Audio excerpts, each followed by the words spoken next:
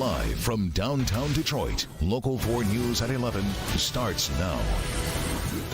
He is linked to at least 3 murders, and the Detroit serial killer investigation, we're told, could soon be expanding into other states. It's a busy night out there for DTE crews with the heat to blame for power outages all across Metro Detroit. And we'll start right there at 11 o'clock. The hot and humid night with storm chances now on tap for tomorrow. Start things off here at 11 with Ben and what we can expect. Ben? Guys, we are tracking storms right now on 4 Live Radar. These are up to around Tawas, may start to clip the thumb, but generally we're going to miss out on these. Our threat comes tomorrow. Not much going on in the southern end of the state, but the humidity increase, even though the dew point's only going up a few degrees, it's going to make all the difference when temperatures are close to 90. Dew points are close to 70 right now, and that's high-end muggy, getting close to tropical feeling air. Tomorrow, the bottom line of the storms, 3 p.m. to midnight is the window we're watching. The highest risk is going to be in our west and south zones, but really just about anybody could see a storm. Large hail, strong winds are the 2 threats that we are watching. So the morning commute looking dry, guys, but once we get into the afternoon, that's when we've got to keep our eyes peeled for the storms. In fact, Ben, we've had scattered power outages around Metro Detroit tonight.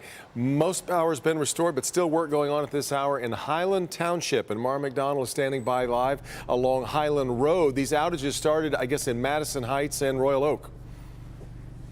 They sure did, Devin, and we were just recently illuminated up here in Highland Township. DTE telling us about 11,000 people up in this area were without power, and then you had about 4,000 in Royal Oak and Madison Heights, but they've been making steady progress throughout the evening, and most has been restored.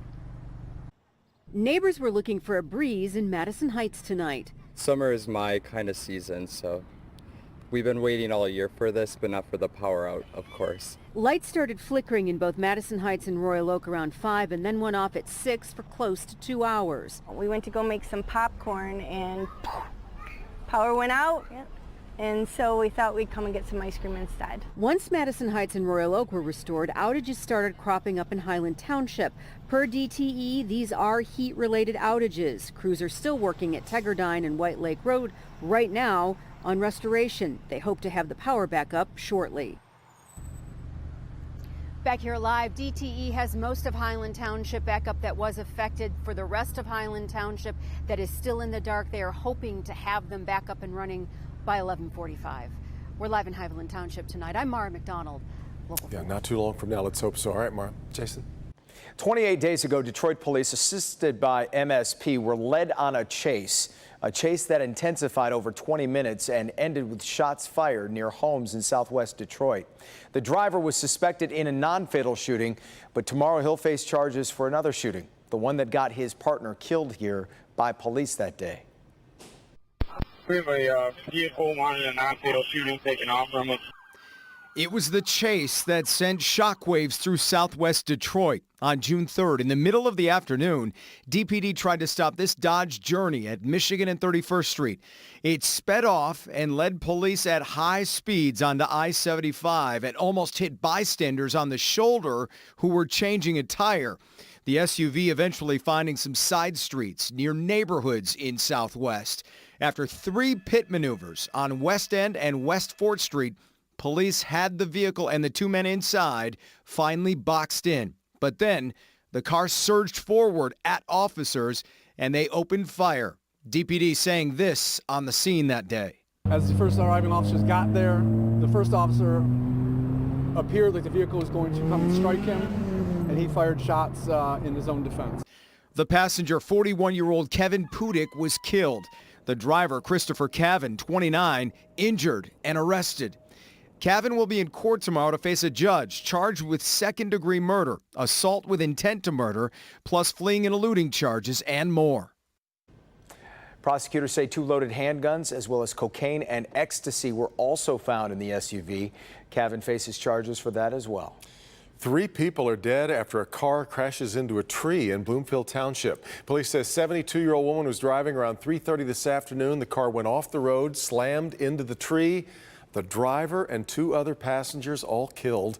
The 4th passenger in the hospital and in critical condition tonight. Police still trying to figure out what caused the car to go off the road, and they are asking witnesses to come forward. Reckless drivers taking over the Lodge Freeway over the weekend got the attention of Detroit Police Chief James Craig. This video's gone viral. It shows several people blocking lanes of the lodge and then doing donuts on the freeway. So far, a 25-year-old Canton man has been arrested, but Chief Craig says they are on the hunt for more involved.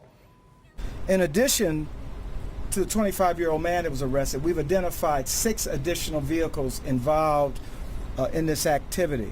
The bottom line is we will find you, and when we do, we will deal with you.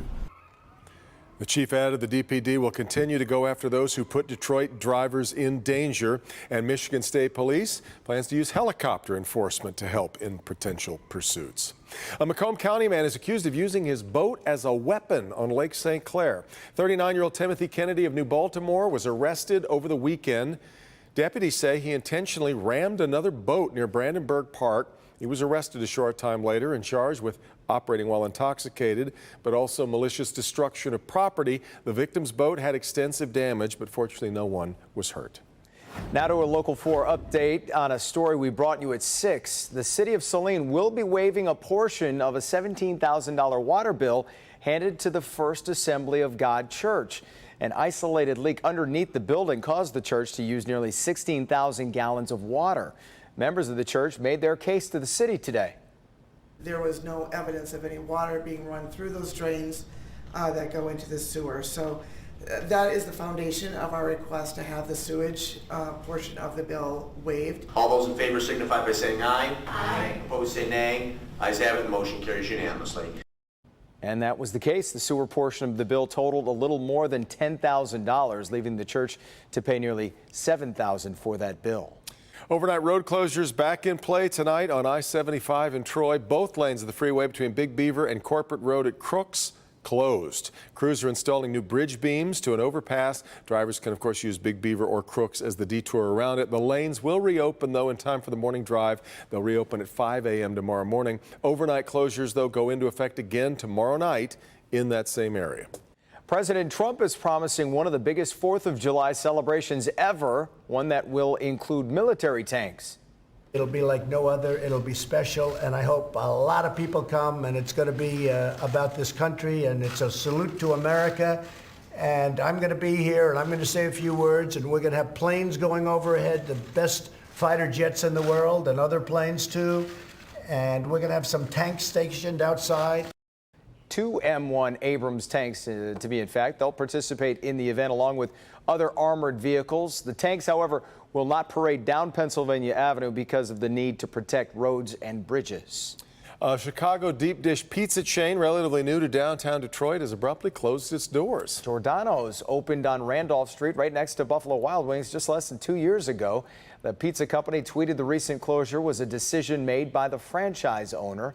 The chain has more than 60 locations across the country, but the only one in Michigan that remains is on the west side of the state, a little closer to Chicago. You suppose this town ain't big enough for both Detroit and Chicago pizza? There are a lot to choose from, I think. That's right. Still to come, a woman is going viral for all the wrong reasons. What she's accused of doing inside a grocery store that could lead to criminal charges. And a woman knocked unconscious with her body dragged into the back seat of a car. What we're learning about the attacker and what happened when police caught up with him. But first, the Detroit serial killer investigation now involves at least 3 murders. That number may soon grow. We'll tell you where we expect the investigation is headed next.